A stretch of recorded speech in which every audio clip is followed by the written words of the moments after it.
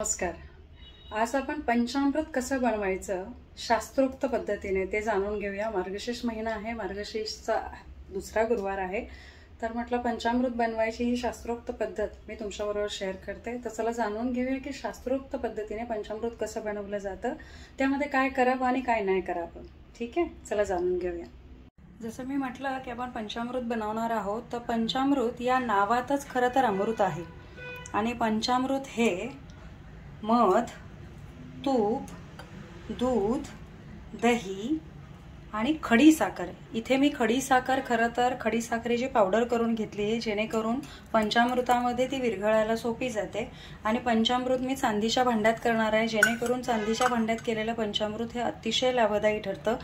चांदीच्या भांड्या व्यतिरिक्त आपण काचेच्या बाउलमध्ये पंचामृत करू शकतो, ते मान्य आहे, कारण त्यामध्ये पंचामृताचे जे पोषक तत्व आहेत ते आपल्याला पूर्णतः मिळतात. दुसरं की त्यामध्ये आपण पित्तळ किंवा स्टील हे वापरू नये, तांब वापरू नये, कारण त्याच्यामध्ये पंचामृताची जी घटक तत्व किंवा पोषक तत्व आहेत ती राहत नाहीत, त्याच्यामुळे शक्यतो ती वापरायची नाहीत. पंचामृताचा महत्वाचा फायदा की याच्यामध्ये आपल्याला सगळ्यात पहिलं घ्यायचंय आणि ते म्हणजे घ्यायचंय 1 चमचा मध.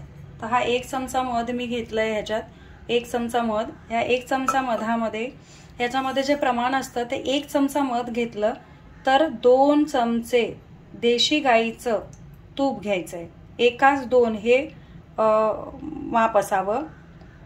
हे 2 चमचे जर तूप घेतलं आपण, तर त्याच्यानंतर हे 2 चमचे तूप घेतल्यानंतर आपल्याला जे दही घ्यायचंय त्याचं जे माप घ्यायचंय ते आपल्याला 8 चमचे घ्यायचंय. पण त्याच्या अगोदर आपल्याला खडी साखर घ्यायची. खडी साखरेची मी पावडर घेते, त्याच्यामुळे 1 चमचा मध, 2 चमचे तूप आणि 4 चमचे खडी साखर.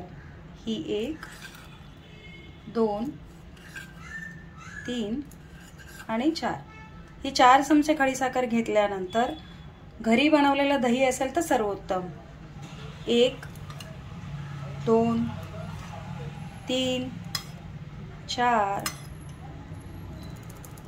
5, 6, 7 आणि 8.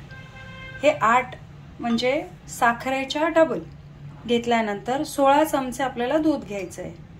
1, 2, 3, 4, 5, 6, 7, 8, 9, 10, 11, 12, 13, 14, 15, 16. आता हे 16 चमचे झाल्यानंतर पंचामृत बनवताना सगळ्यात महत्वाचं की तुम्हाला पंचामृत बनवताना क्लॉकवाईज म्हणजे घड्याळाच्या काट्याप्रमाणेच तुम्हाला फिरवायचं आहे. घड्याळाच्या काट्याप्रमाणेच पंचामृत फिरवायचं आहे.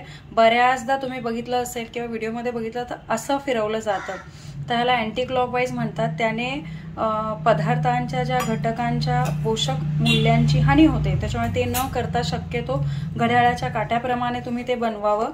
आणि घड्याळाच्या काट्याप्रमाणे बनवल्यानंतर जेव्हा पंचामृत हे तुमचं तयार होईल तर त्यामध्ये तुळशीचं पान, आज गुरुवारला मी करत आहे हे मार्गशीर्षच्या, म्हणून मी तुळशीचं पान अर्पण केलंय. पण जेव्हा बाप्पाला आपण करतो तेव्हा बाप्पाला तुळशीचं पान अर्पण नाही करायचं, तर तिथे तुम्हाला दुर्वा अर्पण करायचे. ह्याच्यावर एक दुर्वाचं पान ठेवायचं आणि मग ते गणपती बाप्पाला अर्पण करायचं असतं, कारण गणपती बाप्पाला तुळशीचं पान हे वर्ज्य आहे, तुम्हाला सर्वांना माहित असेलच.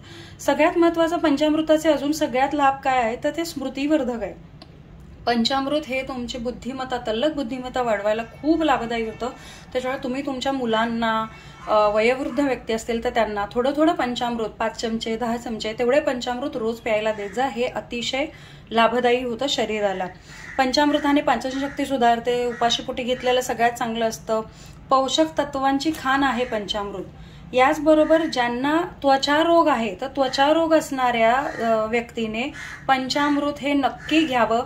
पंचामृताचं अर्पण याचं अभ्यंगही तुम्ही करू शकता आणि ते अभ्यंग वापरून शरीराला जर लावलं तर त्या अभ्यंगाचा तुम्हाला अतिशय चांगला लाभ होऊ शकतो.